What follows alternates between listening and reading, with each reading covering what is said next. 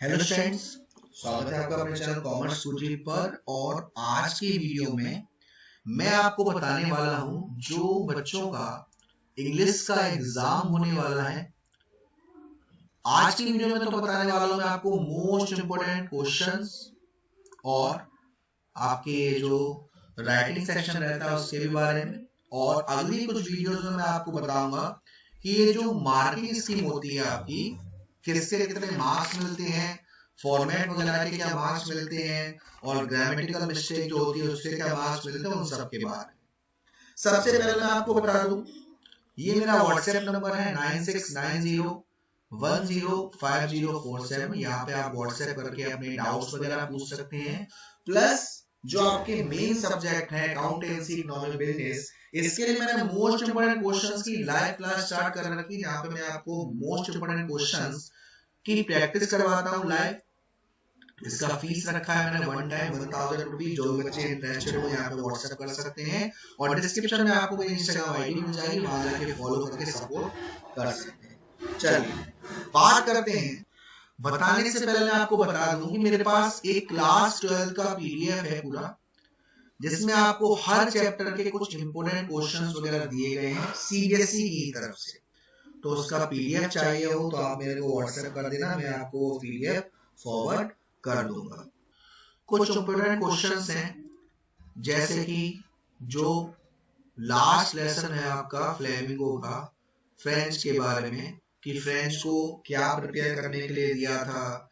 French जब school जा रहा था तो रास्ते में उसके पास क्या क्या थॉट आए, स्कूल पहुंचते ही उसने क्या अनयूजुअल नोटिस किया, एम हैमिल ने क्या ड्रेस पहनी हुई थी, और जो विलेज के लोग थे वो पीछे क्यों खड़े हुए थे, वहां से ऑर्डर क्या आया था, व्हाइट बोर्ड या जो भी बोर्ड था वहां पर ब्लैक बोर्ड था, उसमें लास्ट में क्या लिखा था।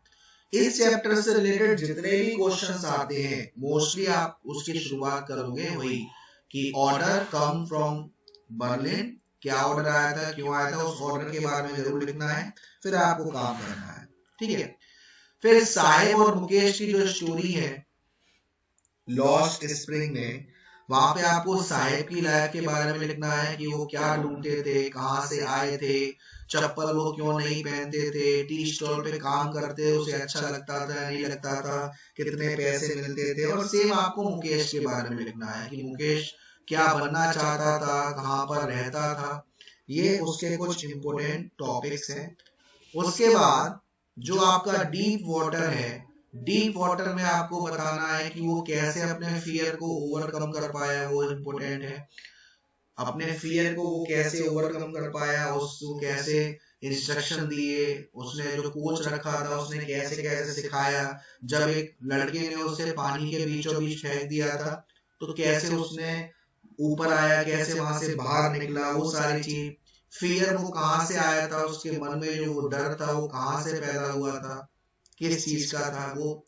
देन उसके बाद जो रेड ट्रैप वाला चैप्टर है, उस चैप्टर में आपको याद रखने हैं कि उसने क्यों कहा कि भाई पूरा का पूरा जो वर्ल्ड है वो रेड ट्रैप है, क्योंकि वो जंगल में फंस गया था।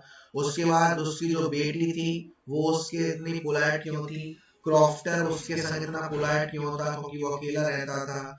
उसने अपने 30 क्रूनर उसे दिखाए, फिर उसने क्यों चुराए, क्रिसमस में उसने वहां मनाई, और जो वहां पे जो आर्मी के लोग थे वो उसे क्या समझ रहे थे। ये सारी चीजें इसमें इम्पोर्टेंट है। फिर इंडिगो की बात करी जाए तो इंडिगो में आपको बहुत सारे क्वेश्चंस बनते हैं। एक वही 25% वाला, 75% वाला बनता है। गांधी जी को कहाँ कहाँ फॉलो किया उन्होंने, चंपारण में क्या क्या चीजों को देखा गया, क्या बेकार हो रहा था, गांधी जी कहाँ से कहाँ पर आए उस जगह पहुंचने के लिए। ये सारी चीज जो है वो इस चैप्टर में काफी ज्यादा इम्पोर्टेंट है ना। बड़े बड़े क्वेश्चंस में खासकर थर्ड लेवल से ज्यादा पूछा जाता है, जो आपका थर्ड लेवल है और जो डॉक्टर सुदाव से रिलेटेड है। ये आपसे फिर शुड हिजार्ड हिट मम्मी वाले चैप्टर में आपको रॉगर स्ट्रम के बारे में ज्यादा से ज्यादा पढ़ना है ना। उसके बाद मिस्टर लेम, इनके टॉपिक्स आपको ज्यादा पढ़ने हैं, बहुत ज्यादा पूछे जाते हैं। डगलस ने अपने फियर को कैसे पाया, ये सारी चीजें, मोती हरी के इंसिडेंट जो इंडिगो में हुए थे, वो सारे इवेंट, जो डॉक्टर राजेंद्र प्रसाद जब उनके साथ गए थे गांधी जी, जो उनका सर्वेंट आए थे, उन्होंने गांधी जी के साथ भी वैसा ही ट्रीटमेंट किया था जैसा उनके साथ किया था, तो वैसा क्यों करा, है ना, ये सारी चीज।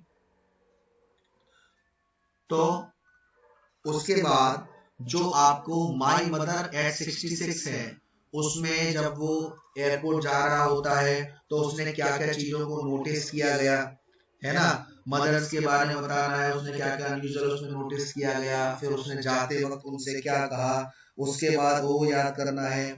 फिर ये एक बहुत इंपॉर्टेंट क्वेश्चन कि why was events not ready to remove his head, अपना हेड क्यों नहीं रिमूव करने के लिए वो रेडी था, है ना।